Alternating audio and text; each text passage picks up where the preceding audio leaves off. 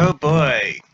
Yes, it's that time. The best of both worlds. One of the most pivotal episodes of Star Trek ever.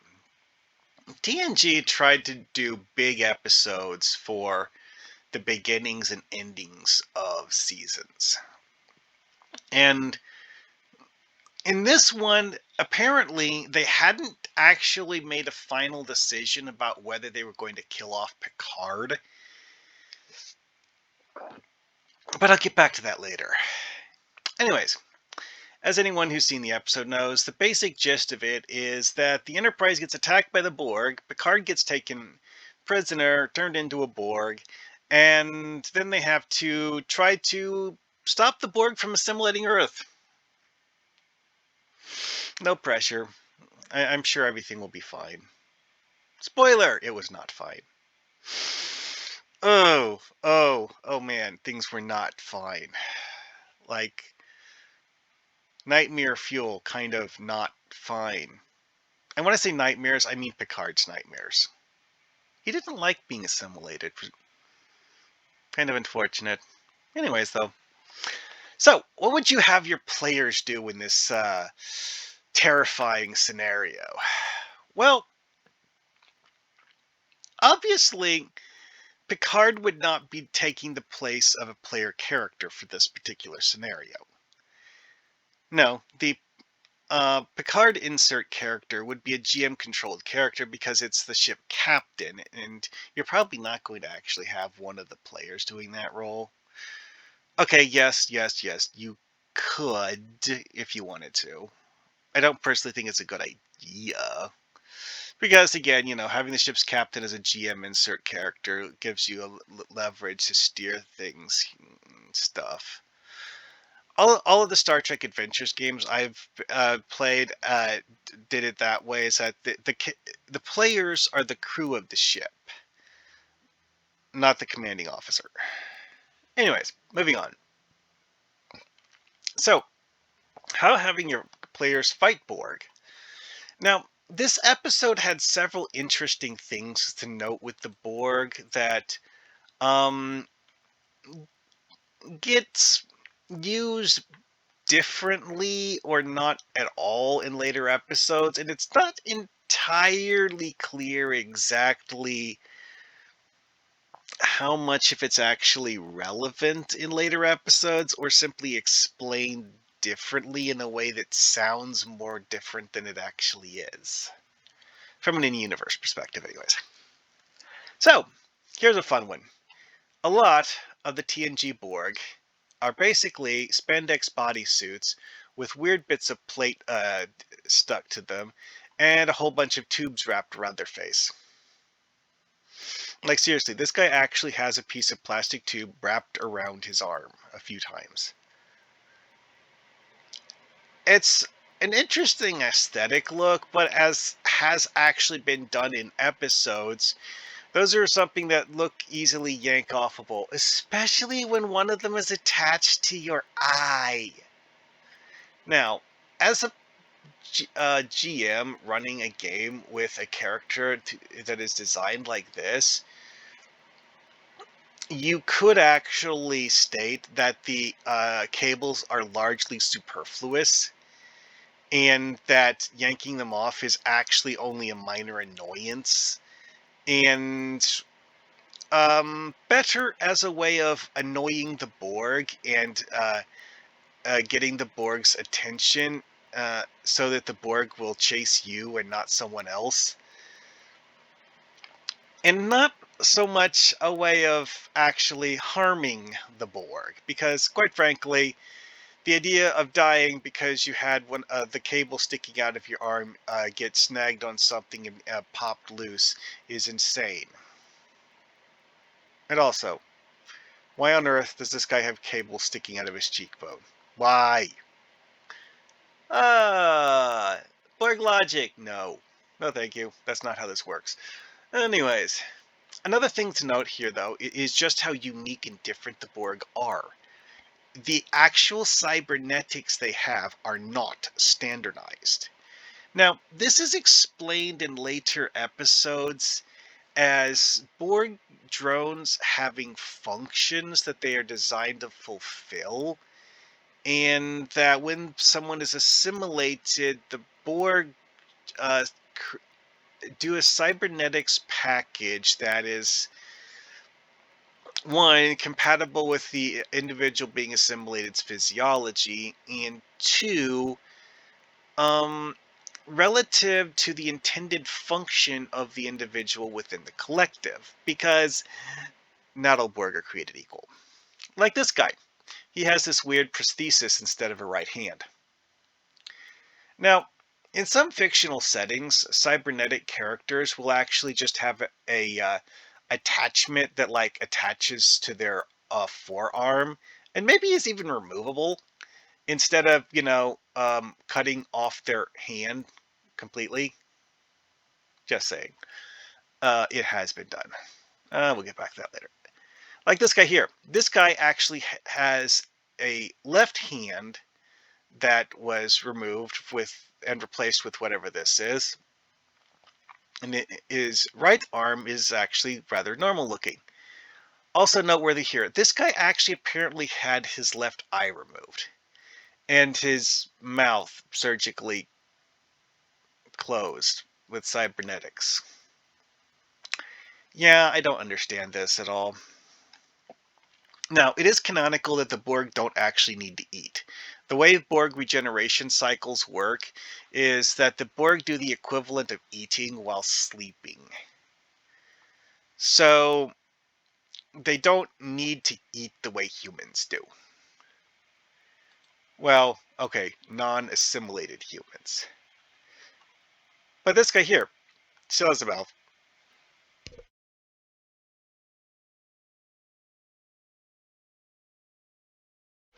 Anyways, but yeah, it's like I was saying earlier, it's like this guy has this giant ocular implant, the other one doesn't. And so on and so forth. It's like all sorts of weird differences between the two. Now, aesthetically, there are similarities. You have the bodysuit, which is actually a different color, but the bodysuit has all these weird armor plates and all this stuff attached to the armor. Now, one thing that's noteworthy about TNG Borg, and something that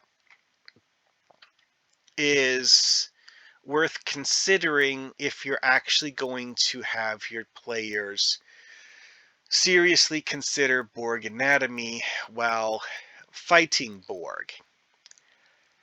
How many of the cybernetic implants that TNG Borg had were internal versus external? You see, all of the exterior cabling makes a lot more sense if the character in question needs it to have the various pieces of tech attached to the armor plating function. See, if this tech here is actually directly controlled by this guy's nervous system, then he doesn't need to have all these cables connected to it. But if the cables are actually routing stuff to and from his chest plate for whatever reason, then that's different. Anyways, oh yeah, here's some more examples. Like this one actually seems to have both eyes replaced with implants. Now, it's noteworthy here that with these two Borg, you actually see a lot less cables on them. Or maybe it's just dark and I can't see the cables. Either way, though, that was actually something that varied considerably, is that some of them just didn't have giant piles of cables. Even the early TNG Borg, not all of them had giant piles of cables. This guy here seems to have some weird thing stuck to his scalp. Like shaved head, but doesn't have the like skull cap style headpiece. Has like several plates in weird places. Again, they tried to make every Borg unique, which is one of those things where it's like, oh no, being assimilated means you lose your individuality, and it's like, wait, every Borg is unique. Yeah, that's a strange. plot point that they put in there. It's like, what? Anyway, I think by individuality, they meant like the ability to, control your own actions instead of being treated as a puppet by the collective. Okay, moving on. Now, another thing that's interesting is that this is the era of TNG where they actually did multicolor phaser effects. One thing that is a common and dumb question in the fandom is, what is the proper color of a phaser? Well, as I am fond of pointing out, in TOS, they actually, on at least one occasion, animated phasers as being green. Yes, a phaser fired by Captain Kirk at one of the aliens of the week was animated in green. Because Scalosians are special or something. I don't know. Anyways, in TNG, though, as part of the Borg thing, one of the things that they did is that they realized that it was easier for the Borg to adapt to weapons fire if the weapons fire used a single energy frequency as part of the beam. So they would make the energy weapons rapidly change frequencies while firing a beam, thus creating this multicolor effect. This is something that you didn't see much later on. But it would actually create multicolored beam effects in space combat too, not just hand phasers. Now, in Star Trek First Contact, there is actually a vague reference to this when Worf is talking about how he'd been coming up with new ways to tweak the phasers they were using so that they would have different attack patterns or something. So use some energy pattern that the Borg hadn't adapted to yet, which is one of those things where I'm like, they're treating adaptation as purely cumulative and never anticipatory. It's one of those things that's kind of odd because, like, the Borg only react; they don't, anticipate your actions, even though they see you doing things. It's just like, eh. It was written in to the Borg early on as a critical weakness, a plot convenient flaw that the heroes could exploit to win, and that was largely the only reason that whole thing with the Borg needing to see you use a specific attack before they could adapt to it even existed. Now, that being said,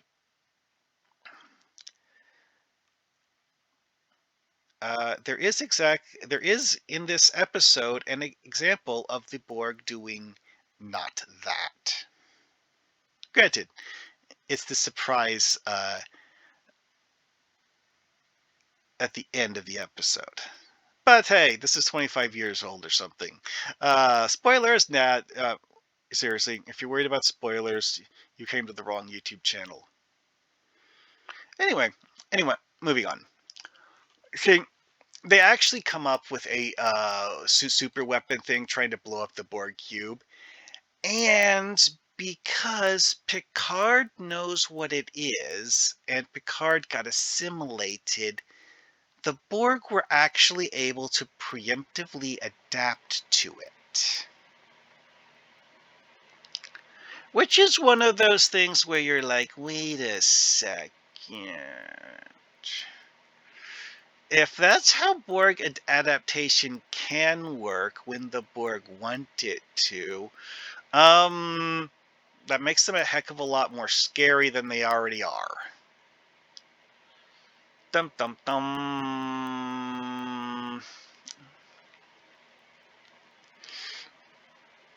So, other things in this episode that are kind of interesting. The Commander Shelby character. The explanation for who Shelby is and why Shelby is here is, in the big picture, from a personal perspective, the big picture of the crew of the Enterprise and their individual histories. Okay, let me. I guess big picture isn't the right word for this, but life history of Riker. It says something about Riker's life history that is, quite frankly, a little mind-boggling, and the sort of thing that would probably get you demoted in real life. Oh boy. Let's move on. This is one of those things I'm going to explain what happened, and then, if you want to do this in a TTRPG, fine. To be quite honest, this is actually a good way for a player who has decided that they're bored of playing their current character to exchange their character for a new character and play someone different for a while, or indefinitely, whichever. Because, oh boy. See, they start off by, well, one, they investigate the New Providence destruction. Dun dun dun. It's gone. Now, this is something that's noteworthy because the fact that this is not actually the first time that the Borg have done this. It might be the last. Because in the Neutral Zone episode, which, by the way, that was season 1, they had similar things happen to colonies. Behind the scenes, that was originally intended to be a swarm of bugs race, not actually the Borg, but the behind the scenes people decided that a swarm of bugs was too costly to do budget for, and that they would need to do something that was quicker and easier to do budgets for, at which point we got these guys, which, realistically, while these are cool looking costumes, I do feel that there is a significant level of refinement that has been made in the 25 years since then, and thus the current Borg costumes are much cooler. And quite frankly, I think that if the guys who had been working back then had the right idea in mind, they could have probably made something like twice as cool that looked much like the modern Borg looks and just cost less than the modern Borg looks. I mean, like, for example, the Aztecing thing that's like the Borg circuitry aesthetic, which you do see little bits and pieces of here and there on this one. Just, like cover the armor with it. Boom. So much cooler. It's the flat metal that makes this a bit boring. And also, there's too many cables. Like, seriously. Now, having cables as part of the aesthetic actually works. It does kind of sort of look scary. It'd be scarier if the Borg actually used the cables as weapons in some way. Like, oh, you are attempting to fist fight the Borg. The cable on the back of his arm uncoils and then stabs you with a nanoprobe injection. Sucks to be you. Oh yes, that's right. He did an assimilation attack on you from a range of 6 feet. I guess you failed your dodge roll. Pity. Oh yes. Anyway, back to Hansen. See, they start off by talking about the whole Borg incursion thing, and that Shelby is an expert on the Borg, which at first hand glance you think like, that seems dumb and weird. Why would that be a possibility? Um, it turns out that Shelby has actually been doing very, very detailed analysis work on everything that anyone in the Federation has found related to the Borg in the time since they first encountered them, including scanning the destroyed remains of those neutral zone outposts. And when they scan the remains of New Providence, they determine that this has the same energy signature left behind. Now, one thing that's interesting is that they actually give Shelby quarters on the ship. Now, at first glance, this is like, oh, there's a mission specialist. That will be good and useful. Well, no. That actually was plan B. What? Oh, yes. Picard and Hansen have this nice chat. It's like, yes, Shelby is a great officer. You will uh, have great use for her talents as a member of your crew. Wait, what? Oh, yes. Shelby is actually here to take over as the first officer of the Enterprise. And Riker was supposed to be given command of the USS Melbourne. And apparently Riker hadn't formally declined this until after Hansen got there. What? When this says hurting his career, um, okay. See, the whole thing of deciding you are uninterested in assuming a command position and receiving a promotion is one thing. Not telling your superiors that you have chosen to refuse the promotion, that is a much bigger deal than simply refusing the promotion.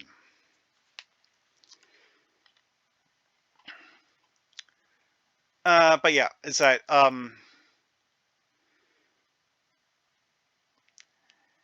but again, so I was like, Shelby is talking to Riker about you know, she's talking with Riker as though she is expecting to have his job.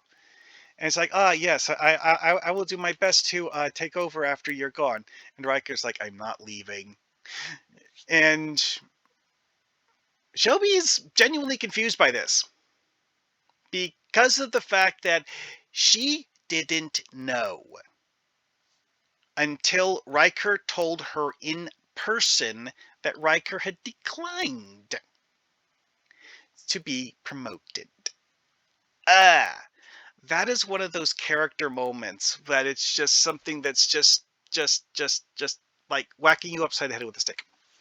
Now, one of the things that's interesting about this is that the references to the USS Drake and the USS Ares, it does not actually give a time frame for this, and it is suggested that some of those might have actually been over a year prior that had come up. And see, because one thing that's highly noteworthy about Riker as a first officer is that he, at no point in time, actually acts like a second fiddle to the captain. He's like, "Yes, sir. We'll do as you say, sir." If Picard actually gives him an order, which doesn't happen very often. Usually, Picard's like, "Yeah, I take care of things. I'll sit in my ready room and pontificate about Vulcan calligraphy while you do the UA team." Yeah, that's the thing. In TOS, Kirk would go down to planets and lead away teams. Picard usually told Riker to do it. Now, this does actually result in at least one occasion where the away team and Riker are missing for most of the episode, and thus Riker only has a few minutes of screen time in the entire episode. But still, that was an unusual episode, and that's part of what made the episode memorable. You got the feeling of extreme danger because of the fact you didn't know what had happened to Riker. You didn't know that he was safe because he was genuinely having trouble just doing status updates during his away mission. Oh, yeah. That's a way to rack up some tension. I'm getting long on this one. This is one of those episodes that has a whole lot to work on, and I think I've hit all the main plot points. The whole thing with Riker having refused promotions, that's a plot gimmick you could totally use to swap out a player character without having the player leave. Just have the player play a different character, like swapping Riker with Shelby. From a player perspective, you could just have that player play a new character now. Totally works. Also, that is actually something that in a setting like this you could do if a character gets killed. It's like, oh, well, this other guy who is doing a similar job in a different section on the ship is going to take over that particular role on the ship, and now stuff and things. Oh yeah, here's the thing. Shelby tells Data to target the cube with random phaser frequencies. This is that thing I was saying earlier about the phaser beam changing colors rapidly. They actually did that with the space one, but there is actually a minor difference in the way it was animated in the space one. Is that it would be like frame by frame, like the entire beam color would change, I think. It'd be like red, blue, green, yellow, blue, red, green, something like that. Anyways. Now, this is an interesting episode because this is a very, very action-packed episode.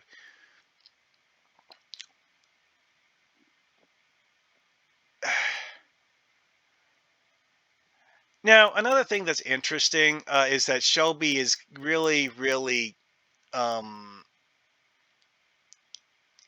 pushy.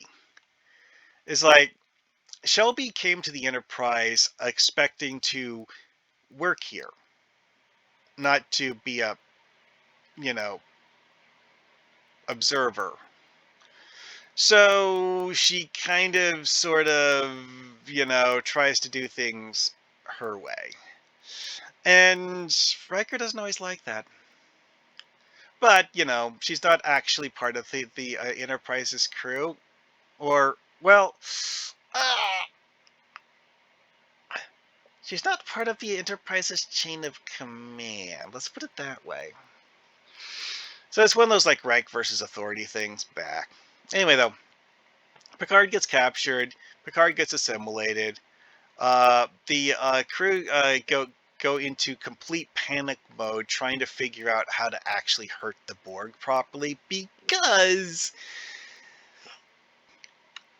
this was early enough in TNG that the Borg were an unknowable threat.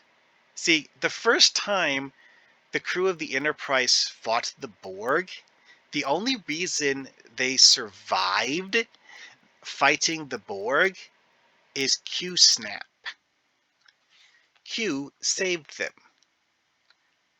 Otherwise, the entire crew of the Enterprise D would have been assimilated. Or killed. I mean, there's always that possibility. Anyway, that's enough of this. Yeah, this one went a little long. And this is only part one of a two-part episode. Woo! Well, see you guys next time.